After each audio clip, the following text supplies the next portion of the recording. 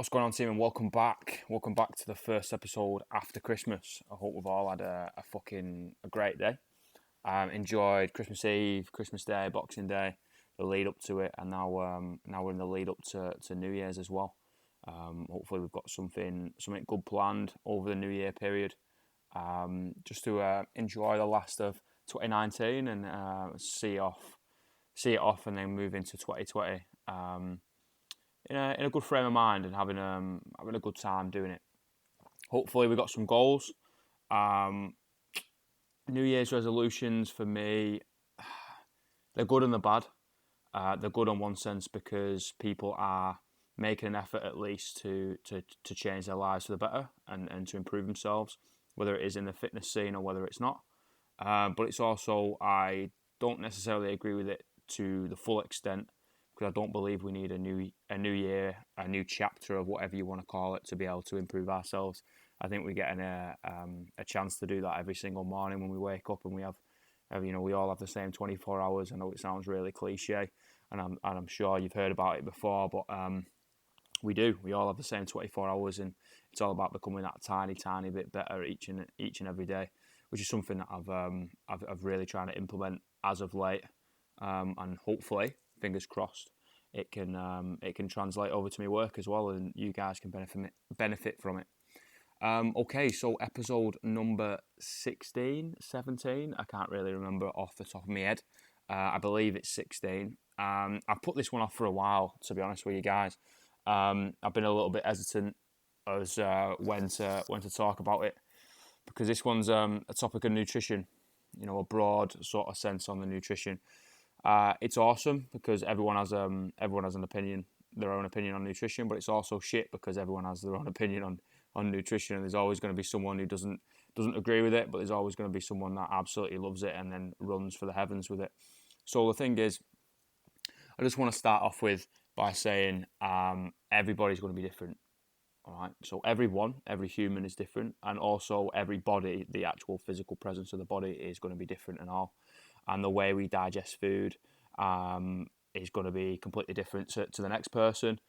So, obviously we all have, they might have some digestive disorders. So basically they might be celiac or lactose intolerant or whatever. So they can't digest certain things properly, and that's obviously fine, and you wouldn't be consuming those products ideally. If you are lactose intolerant, like these days there are many other alternatives like lactose free ice cream, for example, so you don't have to miss out in the summer and all that sort of shit. When obviously we've got the milk alternatives for your coffees, and you can go to a nice little coffee shop and get a fancy whipped up almond milk, bloody whatever, or oat milk or whatever, and they're actually pretty decent. So allergies, intolerances, like obviously they're going to be different. Also religion, halal, kosher. Some people, don't like eating certain things because of their beliefs, their ethics, and again, that's absolutely fine. We're all individuals. Like, it's the law of individuality. We are all linked, but we are all separate in our own way. We have our own sort of body and our mind and our soul, or whatever you want to sort of think of it as.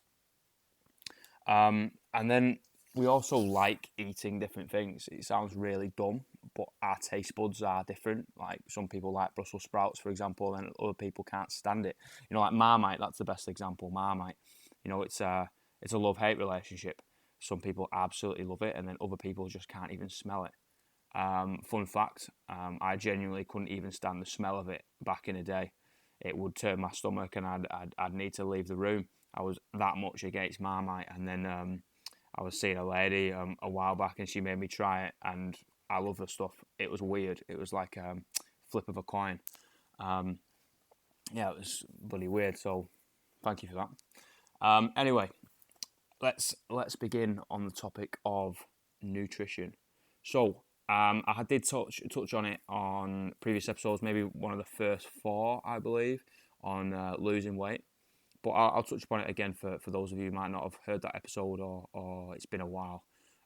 So the major rule that we obey by when it comes to food is the law of thermodynamics. So basically that means energy in versus energy out. So if we consume more energy than we are burning, we're going to gain weight. If we consume less energy than we are burning, then we're going to lose weight. It's pretty simple when it comes to that. And whatever sources you ingest to sort of create that energy, that total energy balance, then it's completely up to you. And that's where if it fits your macros comes in. So macronutrients. Then the three macronutrients are carbohydrates, fats, and protein.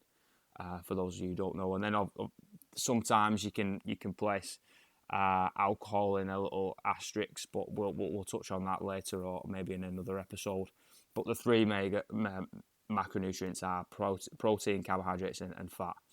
Protein and carbohydrates have 4 calories per gram, and then fat has 9 calories per gram. So obviously it's a little bit more calorically dense, and it is also slower digesting. So it will cause the rate of digestion to slow down if you have a fatty meal, for example.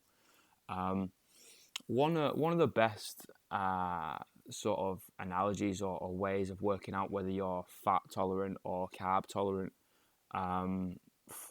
was actually, I was listening to a podcast by Ross Edgley, and I absolutely loved this analogy, and it took the science away from it and just made it nice, plain and simple.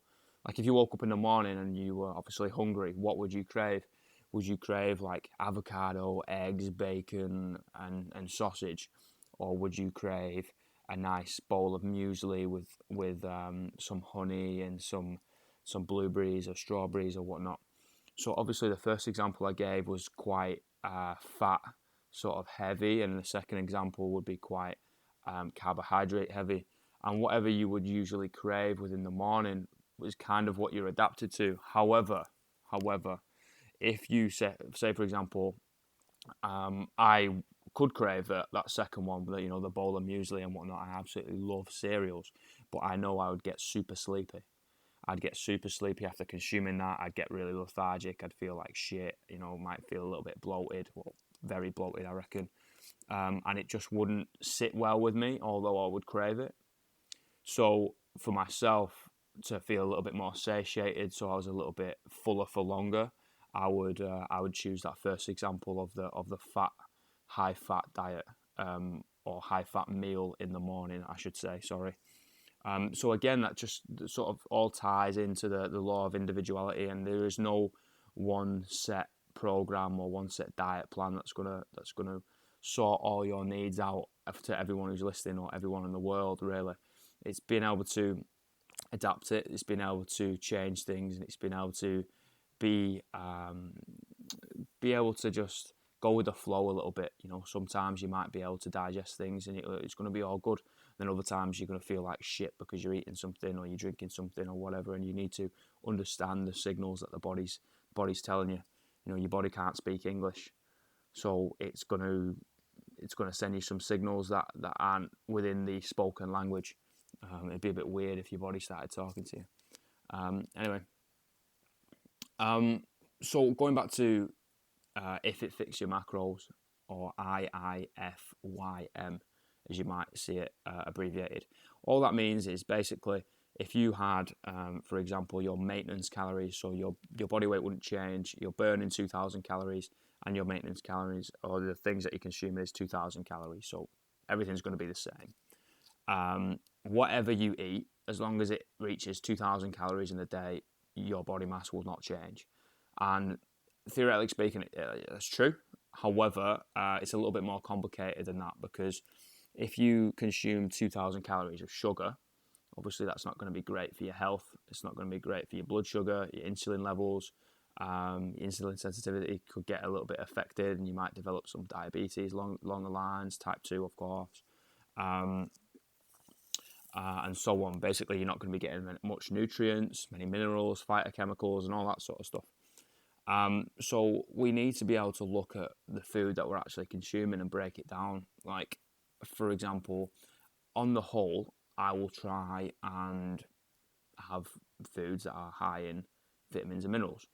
I will basically look at my plate and go, right, where's my health, quote unquote. So I'll throw some vegetables on there, some spinach on there, some salad on there, And then I'm like, right, where's my carbohydrates? I'm mainly starch, so I'll be like, right, well, the wholemeal stuff, or maybe some potato, sweet potato, or rice, or bloody pasta, or whatever. And then I'll be like, right, well, where's my proteins, or put a steak on there, chicken, mince, or whatever it is, lamb.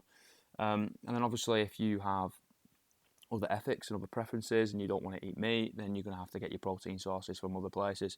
If you're a pescatarian, obviously you just eat fish and forget about the mammals. If you are completely veggie or are vegan, for example, then you'd have to get it from beans and lentils and vegetables, which again is fine. And it's completely up to you, whatever you choose to do. Like, obviously, we live in a world where we have freedom of speech, or most countries in the world, hopefully very soon, all countries in the world will have it, but most countries in the world right now have freedom of speech and get to choose whatever they desire. And that's fucking fine. Like, I've been to, one of my closest mates is a vegan, and she took me to a vegan restaurant one time when we were out in Manchester, and it was stunning. Like, I had a vegan burger, and it was absolutely gorgeous. It's very tasty, and it's good to be able to experiment with different food choices, because you're going to have a wide range of nutrients coming at you. And I always think of it as, I don't actually know the science behind it, but I always think of it as like, I'm basically making my digestive system more robust. So whatever I eat, it'll be able to digest it and give me some sort of energy, and then obviously shit out what it doesn't need. And I think of that as, I think that's why my immune system might be so high at the moment, touch wood, is just as a kid, you'd eat some mouldy stuff. Not completely gone disgustingly mouldy things, but if it's got a bit of mould on it, you'd eat it. If it falls on the floor, you'd still pick it up. If it's obviously not muddy and that, you'd still eat it and stuff. So I think that's all contributed to my digestive system just being a little bit more robust and being able to digest things and digest whatever I have. But I don't know any of that science behind it. That's just a theory I've had for a while, really. So with the, if it fits your macros, if you are counting calories and counting macronutrients and you're wanting to do all that stuff, then fine. I think there is a time and a place for it. I'm not going to lie to you. I think it is beneficial to do it. I did it for a long time, and I did understand what was in foods, and I also saw portion control. Like, a lot of the time, you look at a packet of, we'll take a packet of biscuits, for example, or a packet of crisps. It's 100 grams. For easy's sake, it's 100 grams within the packet. But you look at it and you go, oh, serving size. Well, that's only a small bag. It's only 100 grams. I'll be able to smash that. That's one serving. But if you look at it, serving size is usually a lot less than what the whole bag has. And the serving size is, say, for example, there's 25 grams in the serving. So there's 4 servings in that. So you're going to have to times the calorie total by 4, you know what I mean? And it's going to end up, jacking up, and people might think they're consuming, 15 grams of fat, and they're actually consuming, 60 grams of fat. And it's quite eye opening when you actually take the packet of whatever you're eating, or take whatever you usually eat and flip it over and actually read what's in it, and then read the ingredients as well, and see all the pesticides and the chemicals and the shit that they pump in it as well, which is something I really, really hope they don't increase in the UK. Now we're going to be leaving the EU. I really, really hope we don't follow the sort of the line of the US and start pumping our chicken full of all sorts of shite. I mean, you can see it if you basically you go down to the local butchers or your local farm and you buy a chicken breast and you cook it. It probably won't shrink much in size, but if you buy one for the local supermarket and you cook it, then it's going to shrink maybe up to half, and that's just because of all the water and the shit they've pumped into it just to make it a little bit larger and a little bit heavier so they can sell it for more money. You know what I mean? So the quality of the food is different. I'm not going to tell you to all go out and buy organic or go out and buy for the the closest butchers or whatever, because it's fucking expensive, and I completely understand that. But a lot of the time it's just literally just appreciating what you are putting in your mouth and what you are going to be digesting and what you are going to be like shitting back out, in a less vulgar way of saying it. and being able to just turn it over and read. You know what I mean? Just read what's going on, and what's going inside you. Because at the end of the day, that's what's going to give you back. You know, a poor diet, for example, can actually cause quite a lot of issues. Like you can have low moods during the day, mood swings. You can be like really tired during the day and then wired at night and you can't sleep. Obviously, you got poor digestion. You got your sex drive can go down because it can start playing with your hormones. You can have an irregular appetite, like all these things. Like it can really bugger you up, like what the food you're actually consuming. Like I know you would have heard this before, but it's quite of a strong point. Like if you have a car that runs on petrol, you're not going to go up to the bloody petrol station and start pumping diesel into it and then just expect it to run beautifully. Your car's going to turn around and go, fuck you, dude, like you've given me the wrong thing here and it's not going to work. So you've just got to be able to think of your body as a little bit more. Like at the end of the day, I think food is three things, right? Food is fuel, food is pleasure, and food is also an experience. And all three of those need to be like catered for. Like you need sometimes and some meals and some days and some weeks you're gonna have to be like, right, this is my fuel. You know, so you're gonna have to take your post and your pre-workout a little bit more seriously if you're in the gym. If you're not, then it wouldn't really matter. You know, there's other times you're like, well, this this is my pleasure. You know, you're gonna enjoy the food that's in front of you. You're gonna enjoy a slice of cake on someone's birthday. You're gonna enjoy a nice meal out with the family or with your girlfriend or boyfriend or wife or husband or whatever. And then that leads directly into food is experience. You're going to experience like ordering the food, the whole restaurant, but sitting down. You're going to experience cooking the food and the time that goes into it. And I think food should be seen as, or nutrition should be seen as all three of them. To have a healthy relationship with it, then it should be seen as all three of them. And there's times for all three of them. Yeah, the balance might go a little bit skewy sometimes, and that's fine. You know, sometimes if you are coming up to a competition, you're just like, right, the experience and the pleasure need to calm down a little bit, and the fuel is my number one priority right now. But then, you know, it's someone's birthday, and then you're like, well, I'm going to enjoy the experience. Or it's Christmas, for example, I'm going to enjoy the experience. Like you're not eating Christmas dinner and all the chocolates and all the treats that go with it for the fuel. Like what would you need the fuel for? Sat down watching The Grinch or Home Alone? Like no, you're having it for the experience and the pleasure of the food. And then when you move on and your priorities change and everyday life picks up again and it gets a little bit more hectic, then it's going to reduce on that side. It's going to increase on the fuel side. And I think that will that kind of goes into the next sort of point that I've got on my tiny little notes. That is about pre and post workout food. If you are looking for performance, then it matters. If you're not, and you want just health and fitness, then it doesn't matter. Make sure you eat whole foods, a balanced diet, obey by your ethics, don't overspend. I think that's something that isn't touched upon a lot.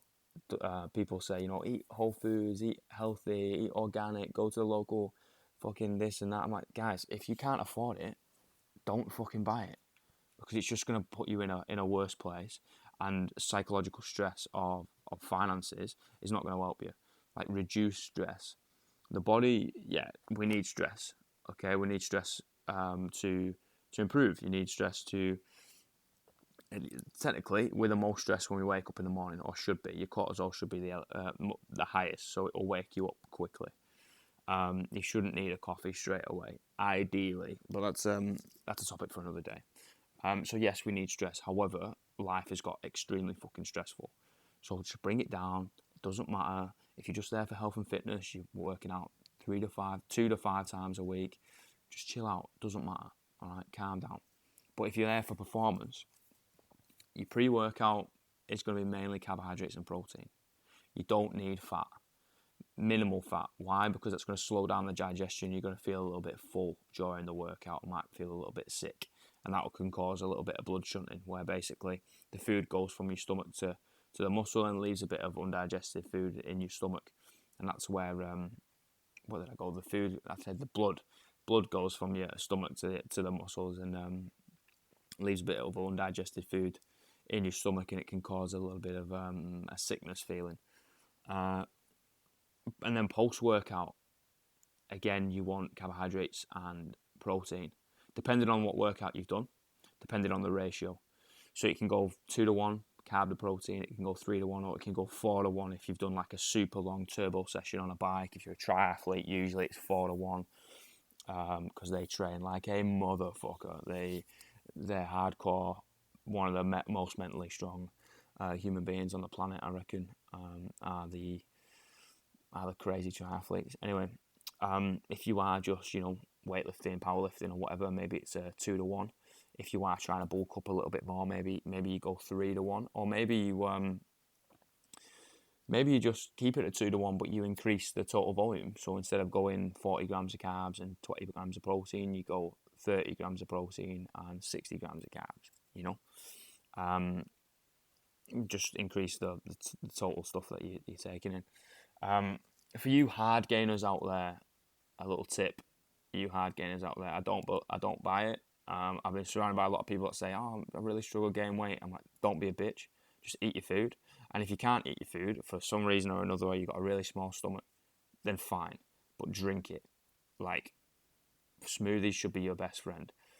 Whole milk, peanut butter, protein powder, oats, banana, honey, bang. Whisk that, you're talking 1,000 to 1,500 calories in a shake. If you don't have whole milk because of whatever reason, you can obviously all change all those ingredients, but keep the caloric content the same. And if you're still struggling, put fucking ice cream in it. Like, genuinely, I don't think there is an excuse for not being able to gain weight. Like, there is many calorically dense foods out there. If you're not allergic to nuts, you can smash some of those.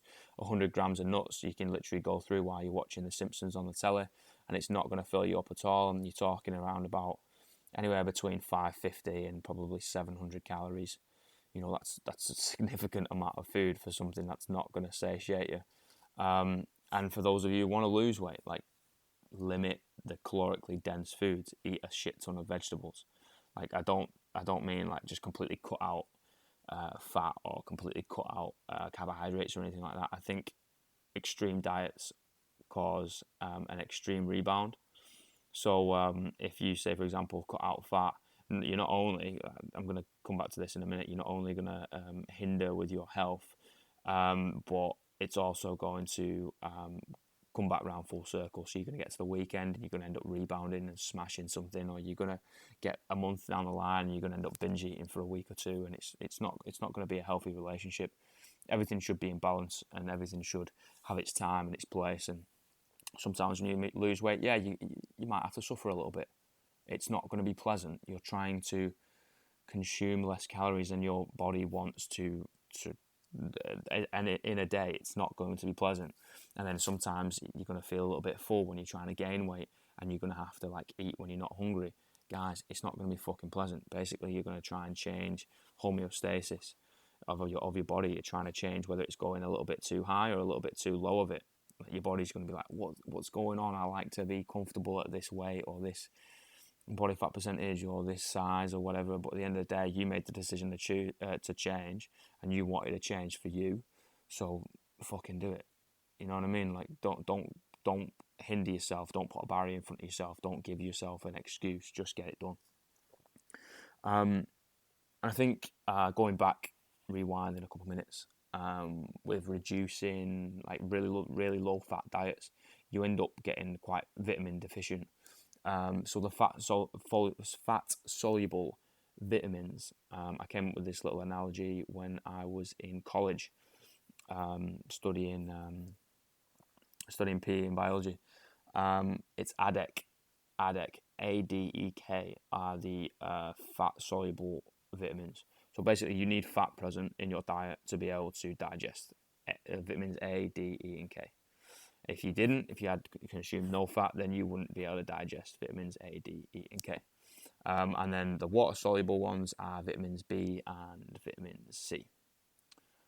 So again, if you had no water, then you wouldn't be able to basically digest or absorb, might be the better word, vitamins B and C. and that includes all of them: B2, B3, B4, all that sort of stuff. So it kind of like proves that your body is designed to be able to sort of digest and consume, I think is a better word, a whole range of things, instead of just, no, I only eat broccoli. Fucking crack on, mate. That's awesome. But what about the other stuff that you're going to be missing? The body as a whole is designed to be able to consume things. Obviously, if we have certain ethics that sort of change that, and we limit, the meat consumption, for example, then the stuff that you will get in meat, for example, with the red meat with the B vitamins and the protein and that the iron and stuff, get it through other sources. You might have to be a little bit more savvy with it, but that's absolutely fine. You don't have to eat meat. Like, you don't have to eat vegetables, I guess. I mean, it's quite stupid if you don't, but you don't have to do it. And that kind of ties into like a green supplement that I think most people would benefit from. But this isn't a podcast episode about supplements. This is one about nutrition, and supplements can come further down the line. That's another little taboo topic that everyone has their own fucking thing to say on it, and most of the time you can get what you want from food. I think my last point, guys, before I leave you is going to be just a little tip. If you find like you're cramping all the time, and you get out of bed and you're cramping, or you're in workouts and you're cramping, then increasing your magnesium and potassium consumption might help. Whether you're doing it through foods, or you're doing it through supplementation, like just increasing the amount that you're taking in of those two might help you out a little bit more. And then finally, if you took nothing from that, which is cool, you don't have to, it's a free country. If you took absolutely nothing, no benefits from that podcast, that's fine. But at least listen to this next bit. If I was to give you one piece of advice when it comes to nutrition, it'd be, don't eat like a fucking idiot. That's it. Listen to your body, and don't eat like a fucking idiot. Don't eat too little, don't eat too much. Don't eat things that you can't digest. Don't eat things that go against your ethics. Don't eat things that you don't like. Eat the things that you do like. Eat the things that go with your ethics. Eat the things that's going to help you and keep you healthy. Eat the things that are in your budget. Sometimes you're going to have to buy the shittier cuts of meat because, you're going to have to tighten your belts that week. It's absolutely fine. Like, don't fucking kick off because, it's not organic or grass-fed or whatever. Mate, shit happens. Sometimes you're going to have less money, and sometimes you're going to have to eat a little bit worse than you'd like to. And then the other times you might be able to eat a little bit better. It swings and roundabouts, team, and it's just being able to make it a lifestyle, and hopefully you have benefited from that episode. Right, have a fucking good one. I might not speak to you before New Year, but if I do, have a fucking good couple of days, and take it easy. Peace.